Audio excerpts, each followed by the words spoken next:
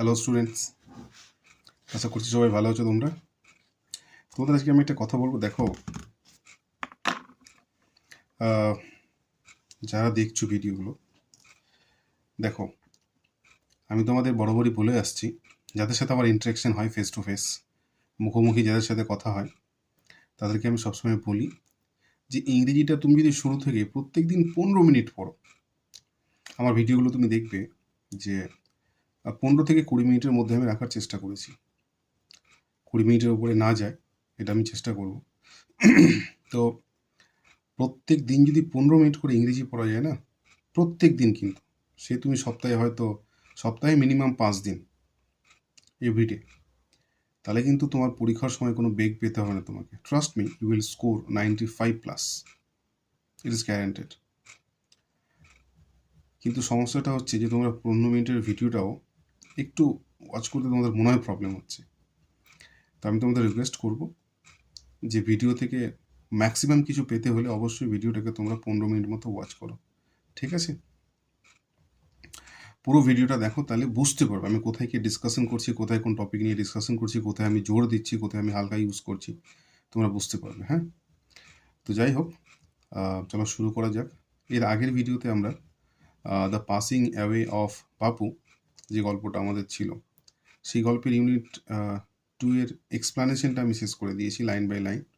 তোমরা অবশ্যই দেখে নিও যদি কেউ দেখে না থাকো।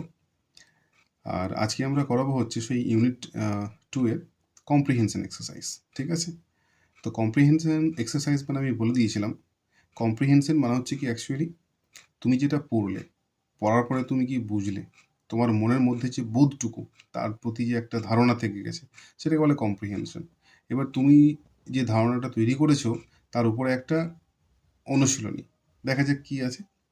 Choose the correct alternative to complete the following sentences.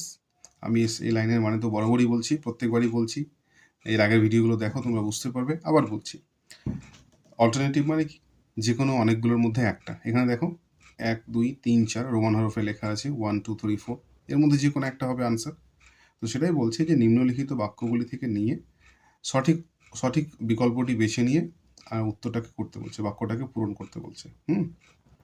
তো 4 দাগের এ নম্বর যেটা দেখো, গান্ধীজির funeral was to take place. আমি তোমাদেরকে বলেছিলাম কিন্তু যে গান্ধীজির ফিউনারালটা কবে হবে।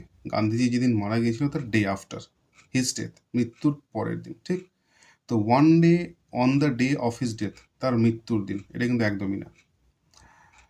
2 days আফটার হিজ ডেথ, তার মৃত্যুর 2 days আফটার হিজ ডেথ বলেছে কি না, কি বলেছিল?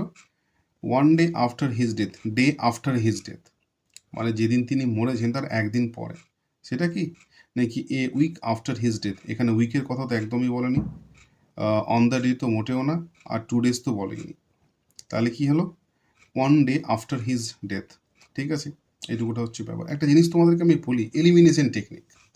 পরীক্ষা হলে গিয়ে তুমি যখন এলিমিনেশন টেকনিকটা ইউজ করতে শিখে যাবে না, তো তোমার যদি প্রশ্ন সম্পর্কে একটু আধটু ধারণা থাকে তাহলে আনসারগুলো ঠিক হয়ে যায়।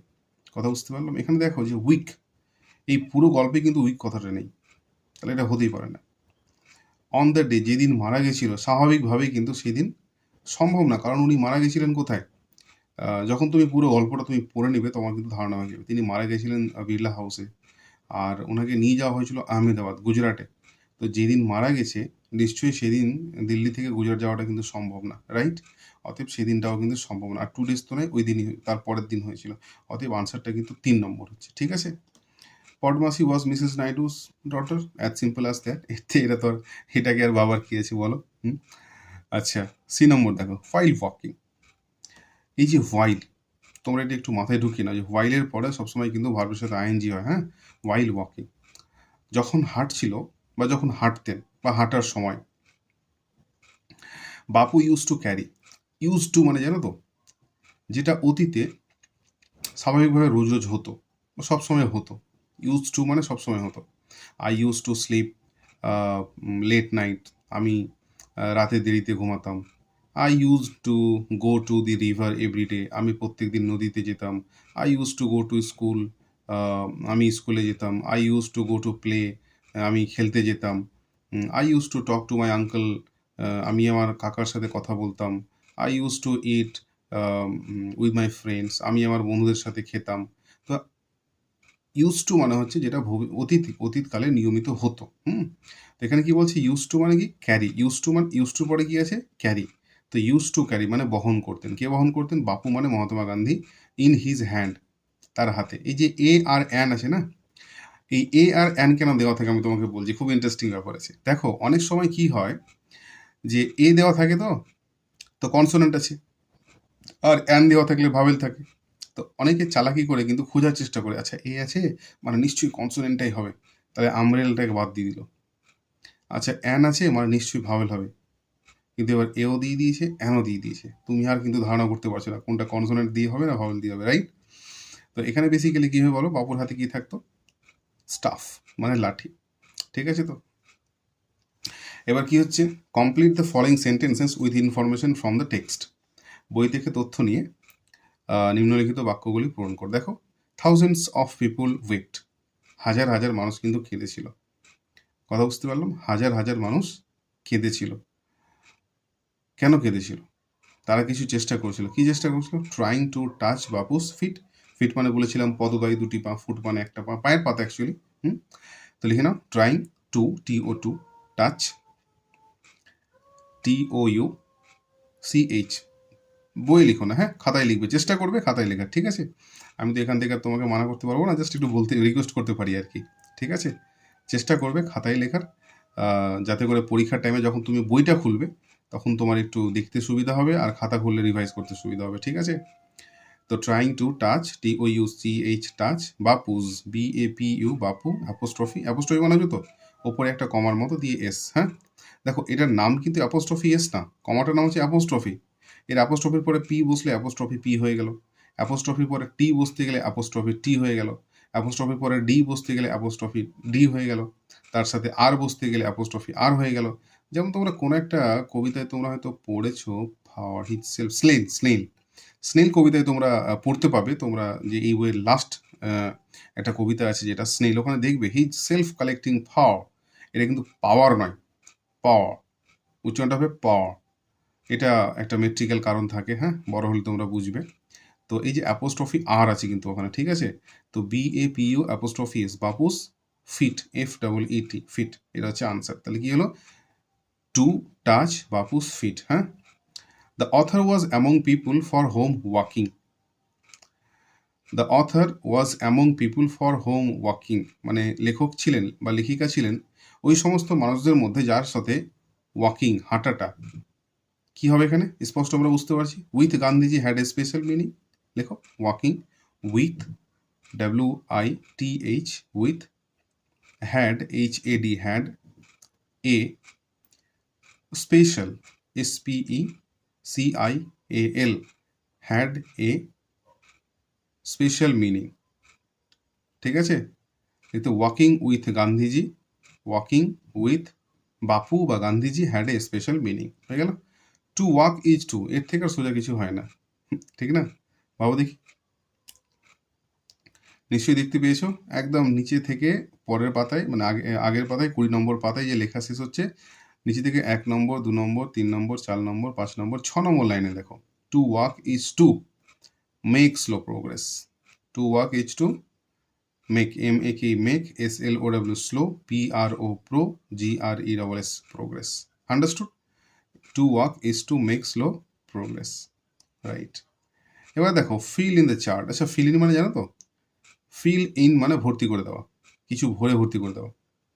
দ্য চার্ট মানে তালিকা, উইথ মানে দিয়ে, ইনফরমেশন মানে তথ্য, ফ্রম দি টেক্সট বই থেকে তথ্য নিয়ে এই তালিকাটা পূর্ণ করতে বলছে, রাইট। স্টেটমেন্ট মানে কি বলতো? কোনো একটা কথা, ঘটনা, বক্তব্য। রিজন মানে কারণ। তাহলে এই যে আমি কিছু একটা, তোমাকে আমি কিছু একটা বলে দিলাম, আমি কিছু একটা ঘটিয়ে দিলাম, বা কিছু একটা লিখে দিলাম, এর পিছনে একটা কারণ আছে কিন্তু। তো স্টেটমেন্ট মানে বলা যেতে পারে ঘটনা, আর ওই ঘটনাটা ঘটলো কেন তার জন্য আছে রিজন পার্ট, ঠিক আছে? এখানে কি বলেছে? ইট ওয়াজ ইম্পসিবল টু মুভ, এটা হচ্ছে ঘটনা। নড়াচড়াটা খুব অসুবিধা হচ্ছিল। তোমাদেরকে আমি যখন বলছিলাম যে নয়নতারা সেখাল যখন হাঁটছিলেন তখন তিনি খুব কষ্ট পাচ্ছিলেন, মানে সরা যাচ্ছিল না, ওই ভিড়ের মধ্যে ছিলেন তিনি। কেন? কারণ খুব ভিড় ছিল। তাহলে কি লিখবো আমার এখানে?